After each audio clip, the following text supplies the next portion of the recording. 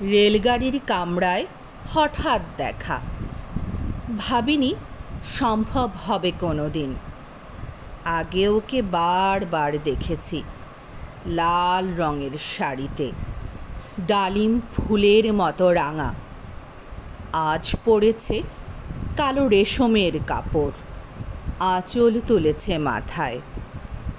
দোলন চাপার মতো চিকন গৌরী মুখখানি ঘিরে মনে হলো কালো রঙে একটা গভীর দূরত্ব ঘনিয়ে নিয়েছে নিজের চারদিকে, যে দূরত্ব সর্ষে ক্ষেতের শেষ সীমানায় শালবনের নীলাঞ্জনে।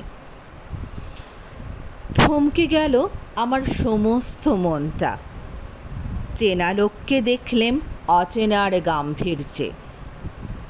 হঠাৎ খবরের কাগজ ফেলে দিয়ে আমাকে করলে নমস্কার। সমাজবিধির পথ গেল খুলে, আলাপ করলেম শুরু। কেমন আছো, কেমন চলছে সংসার ইত্যাদি। সে রইল জানালার বাইরের দিকে চেয়ে, যেন কাছের দিনের ছোঁয়াচ পার হওয়া চাহনিতে দিলে অত্যন্ত দু একটা জবাব, কোনোটা বা দিলেই না, বুঝেই দিলে হাতের অস্থিরতায়। কেন এসব কথা? এর চেয়ে অনেক ভালো চুপ করে থাকা। আমি ছিলাম অন্য বেঞ্চিতে ওর সাথীদের সঙ্গে। এক সময়ে আঙ্গুল নেড়ে জানালে কাছে আসতে। মনে হলো কম সাহস নয়।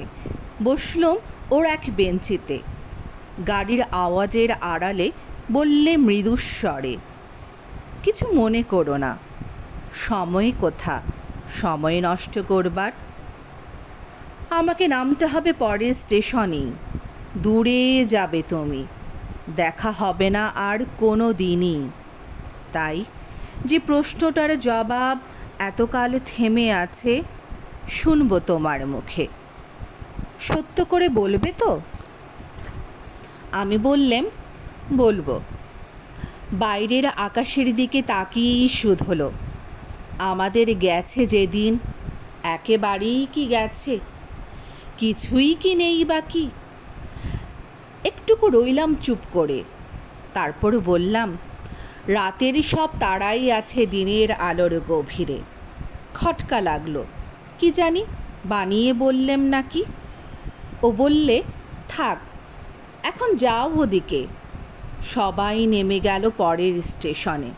আমি চললেম একা।